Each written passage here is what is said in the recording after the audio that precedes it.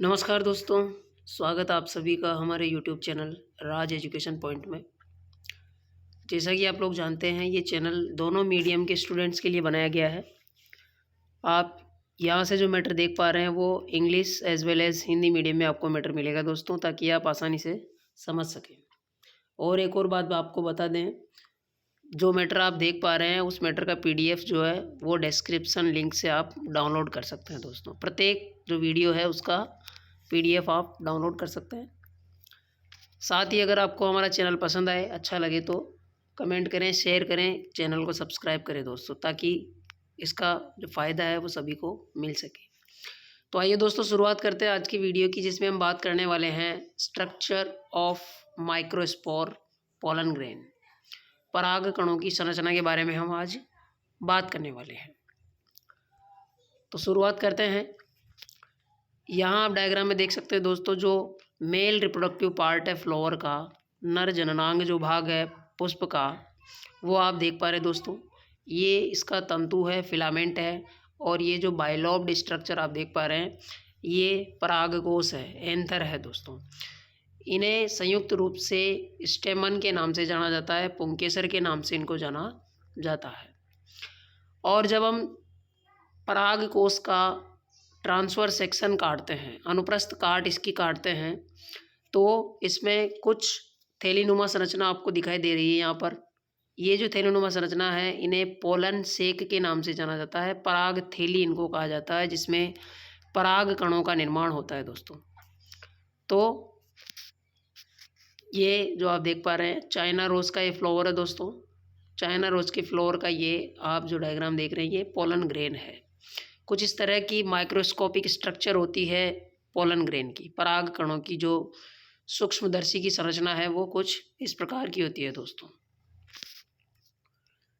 ये और आप देख सकते हैं दोस्तों, यहाँ से डिफरेंट फ्लावर्स के कुछ पोलन ग्रेन्स जो है हम आपके लिए लेकर आए हैं। अलग अलग इनकी स्ट्रक्चर होती है। आउटर कवरिंग जो है बहुत ही स्ट्रॉन्ग होती है, बहुत ही जो हार्ड है वो कवरिंग होती है दोस्तों, जो इसको प्रोटेक्ट करती है इन अनफेवरेबल कंडीशंस।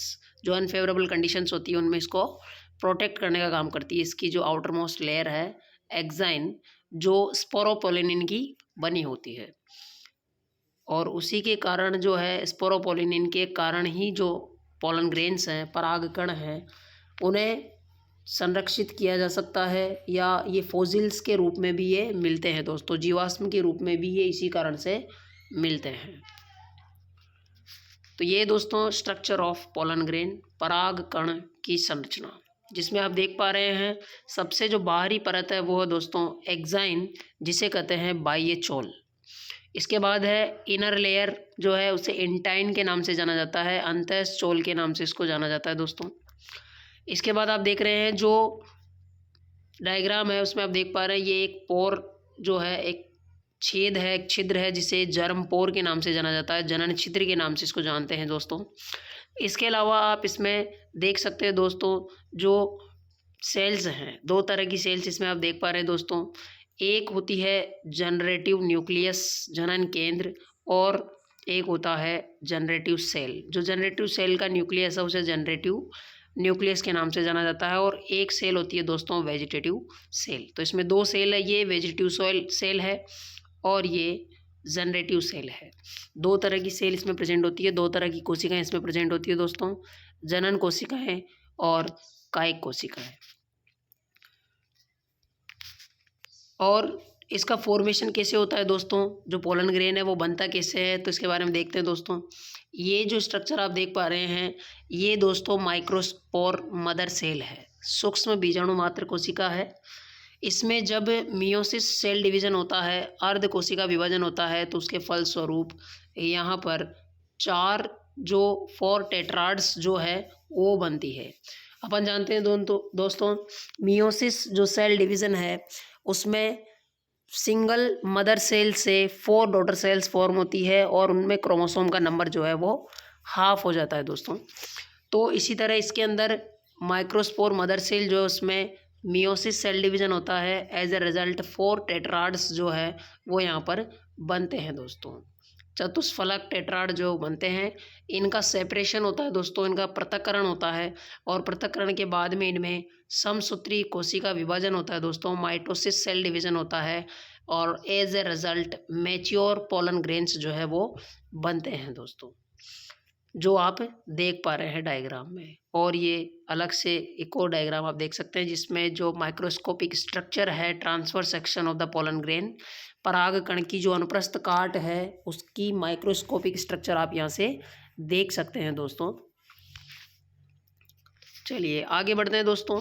तो टेट्राड्स जो है वो किस शेप के हो सकते हैं आप यहाँ से देख सकते हैं। एक होता है दोस्तों टेट्राहेड्रल शेप, चतुष्फलकीय हो सकता है। इसके अलावा आइसोबाइलेटरल शेप हो सकता है जिसमें सभी जो पोलन ग्रेन्स हैं वो बिल्कुल सेम शेप के होते हैं, इसलिए उसको आइसोबाइलेटरल कहा जाता है।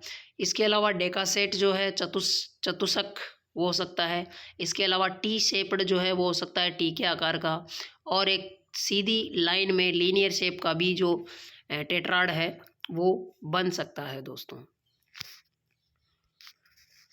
Structure of microspore, pollen grain की जो संरचना है उसके बारे में बात करते हैं दोस्तों।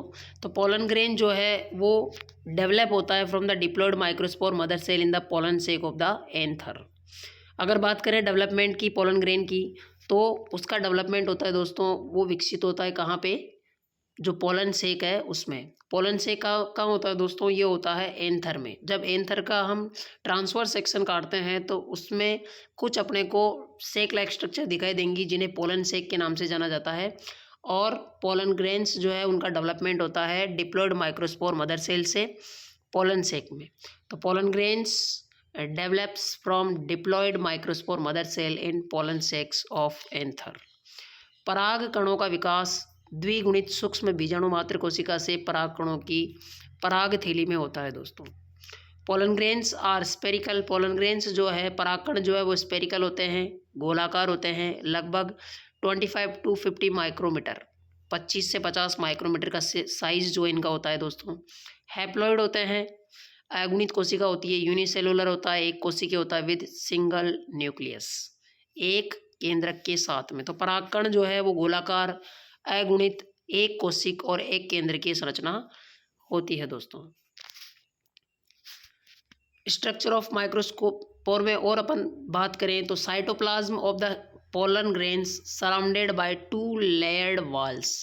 जो साइटोप्लाज्म है पोलन ग्रेन का, पराग कणों का जो कोशिका द्रव्य होता है दोस्तों, वो 2 परतों की जो कोशिका भित्ति है उससे घिरा होता है दोस्तों। Outer wall of the pollen grain is called exine.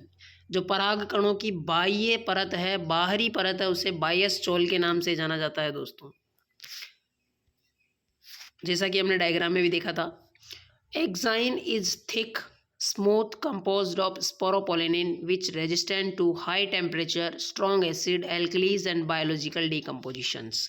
और दोस्तों एक्साइन जो लेयर है वो स्मूथ होती है, चिकनी होती है और स्पोरोपोलेनिन की ये बनी होती है, और साथ ही ये बहुत ही ज़्यादा टेम्परेचर को बियर कर सकता है, उसको सहन कर सकता है, स्ट्रॉन्ग एसिड को सहन कर सकता है, एल्कलीज यानी कि बेस को ये जो है बियर कर सकता है, सहन कर सकता है, और अदर जो बायोलॉजिकल डिकम्पोजिशंस होते हैं उनको भी ये सहन कर सकता है। तो बाह्य चोल परत जो है वो मोटी होती है, चिकनी होती है, स्पोरोपोलेनिन की बनी होती है, जो तापमान, अम्ल, क्षार और जैविक अपघटन की प्रक्रियाओं को आसानी से सहन कर सकता है दोस्तों।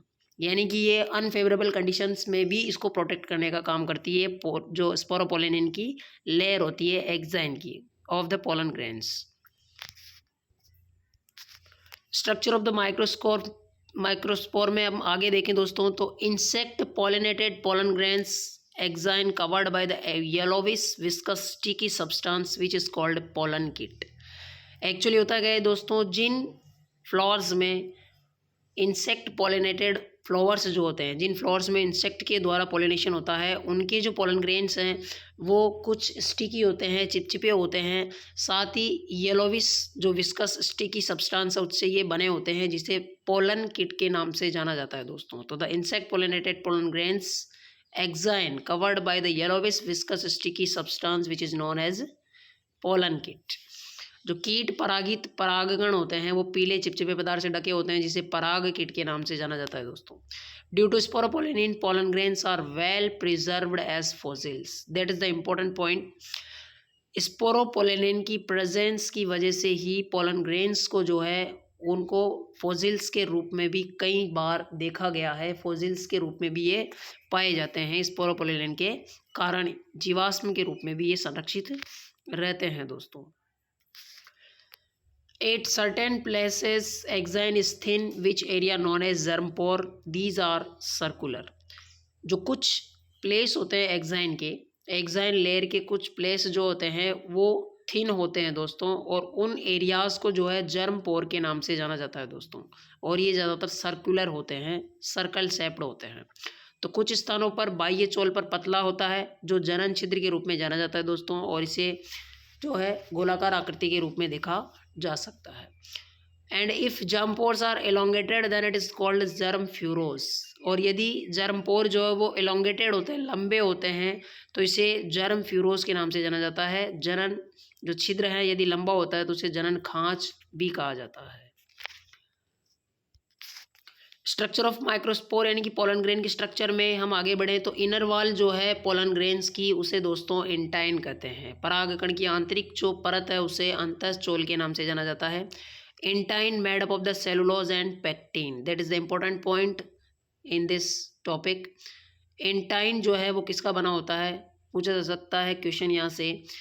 जो इनर लेयर इंटाइन है पोलन ग्रेन्स की, by which substances it is formed, then we answer that entine made up of the cellulose and pectin। तो अंतःचोल सेलुलोज और पेक्टिन की बनी होती है दोस्तों। The cytoplasm of the pollen grains are rich in starch and unsaturated oils। एक और बात यहाँ से हम देख सकते हैं कि साइटोप्लाज्म जो है, कोशिका द्रव्य जो है पोलन ग्रेन्स का, वो रिच होता है इन स्टार्च अनसैचुरेटेड ऑयल। स्टार्च और अनसैचुरेटेड ऑयल उसमें बहुत ही ज़्यादा मात्रा में पाए जाते हैं। तो परागकणों के कोशिका द्रव्य में स्टार्च, असंतृप्त तेल अधिक मात्रा में उपस्थित होता है दोस्तों।